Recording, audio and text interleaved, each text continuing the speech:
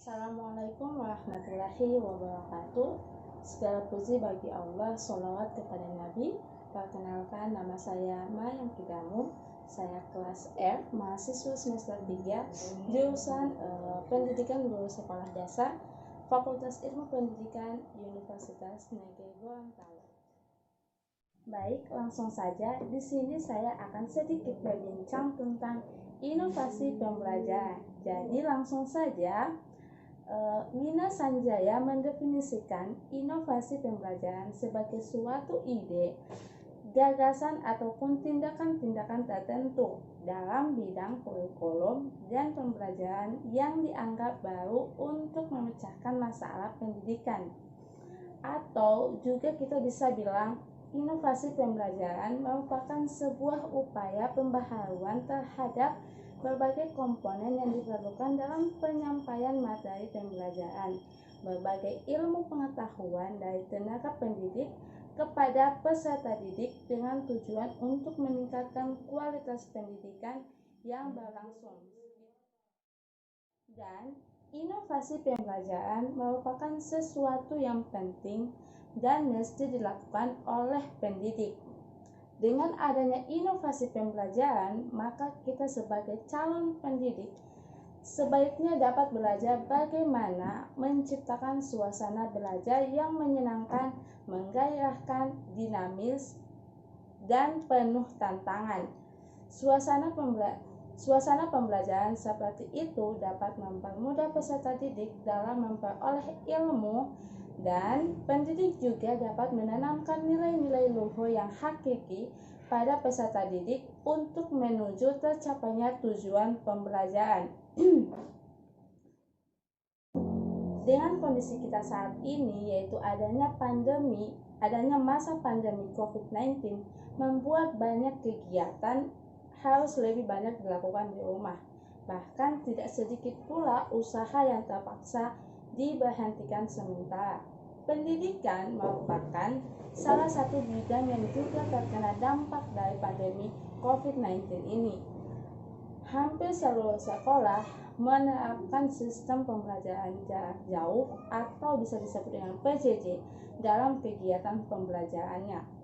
Inovasi bidang pendidikan terus dikembangkan oleh berbagai pihak sekolah sebagai salah satu upaya pemaksimalan hasil capaian belajar oleh setiap siswanya, sekaligus bentuk pencegahan dari penyebaran pandemi ini.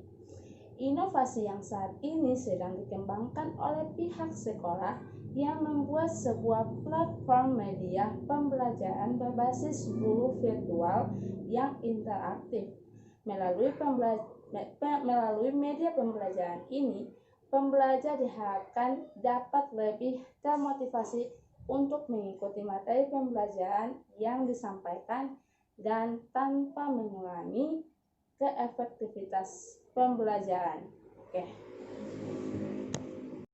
Nah, dalam kesempatan kali ini, saya sebagai calon pendidik akan memperlihatkan contoh media pembelajaran yang akan saya pakai kepada anak didik saya untuk menyampaikan materi dengan baik dan agar mereka bisa memahami juga dengan baik.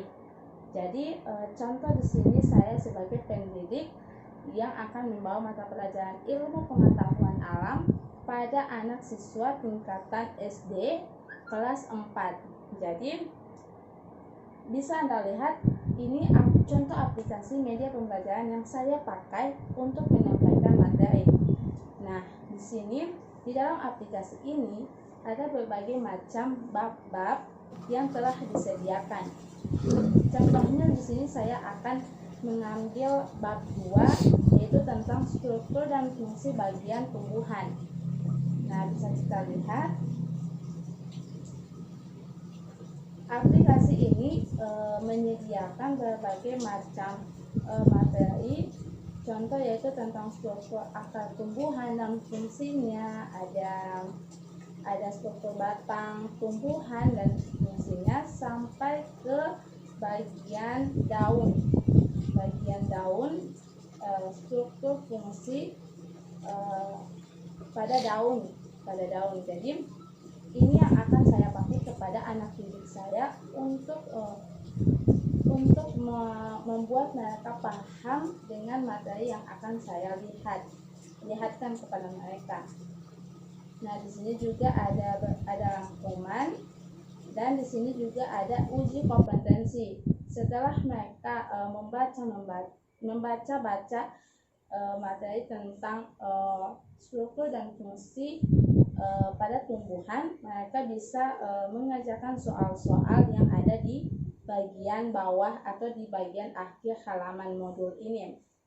Nah, selain aplikasi ini yang saya pakai, saya juga menggunakan ataupun akan memperlihatkan video singkat kepada anak didik saya. Video singkat tersebut akan membantu saya untuk membuat anak didik paham dengan apa yang mereka baca dalam aplikasi ini.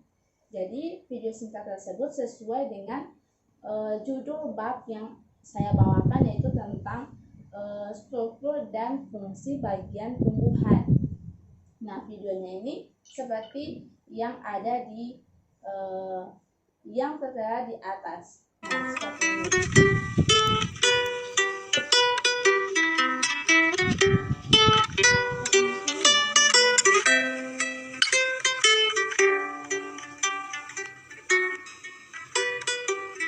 Pada video kali ini kita akan belajar tentang bagian tubuh tumbuhan dan fungsinya.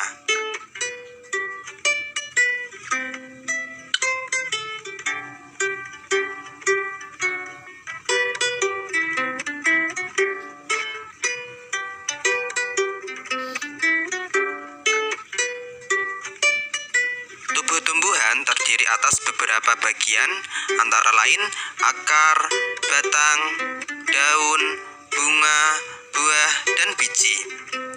Setiap bagian tumbuhan memiliki fungsi yang menunjang kelangsungan hidup tumbuhan. Berikut ini adalah bagian-bagian tumbuhan beserta fungsinya. Bagian tumbuhan yang pertama adalah akar. Akar berfungsi menyerap air dan zat hara dari tanah, memperkokoh tumbuhan, alat pernafasan seperti pada pohon bakau, dan tempat menyimpan cadangan makanan seperti pada pohon singkong. Bagian tumbuhan yang kedua adalah batang. Batang berfungsi sebagai alat pengangkut air dan zat makanan dari tanah ke daun atau sebaliknya, menopang tubuh tumbuhan, dan tempat menyimpan cadangan makanan seperti pada tumbuhan sagu dan tebu. Bagian tumbuhan yang ketiga adalah daun. Daun berfungsi sebagai tempat terjadinya proses pembuatan makanan bagi tumbuhan atau fotosintesis, sebagai alat pernafasan tumbuhan, dan sebagai tempat pengeluaran uap air yang berlebih. Bagian tumbuhan yang keempat adalah bunga. Bunga berfungsi sebagai alat perkembangbiakan tumbuhan. Pada bunga terdapat benang sari sebagai alat kelamin jantan dan putik sebagai alat kelamin betina. Bagian tumbuhan yang kelima adalah buah. Buah berfungsi sebagai tempat menyimpan cadangan makanan dan melindungi biji dari pengaruh buruk lingkungan luar. Bagian tumbuhan yang keenam adalah biji. Biji berfungsi sebagai bakal tumbuhan baru dan tempat menyimpan cadangan makanan. Itulah beberapa bagian tubuh tumbuhan beserta fungsinya. Semoga bisa difahami. Sekian video kali ini. Kurang lebihnya saya minta maaf dan sampai jumpa lagi pada video-video. Nah, itulah video singkat yang saya pakai untuk membuat anak didik saya lebih paham dengan apa yang mereka baca di dalam aplikasi modul yang telah saya kasih terlebih dahulu. Jadi mungkin hanya itu yang bisa saya sampaikan dan saya perlihatkan dalam kesempatan kali ini. Jadi kesimpulannya yaitu dalam masa pandemi COVID-19 yang saat ini kita hadapi, kita sebagai pendidik dan calon pendidik dituntut untuk sekreativitas mungkin membuat inovasi-inovasi pembelajaran yang lebih baik lagi, agar anak didik tidak merasa bosan untuk mengikuti pembelajaran, dan juga lebih utamanya tujuan pembelajaran tercapai. Nah, itu kesimpulannya, dan juga di sini saya memohon maaf atas kekurangannya, dan terima kasih atas perhatiannya. Wassalamualaikum warahmatullahi wabarakatuh.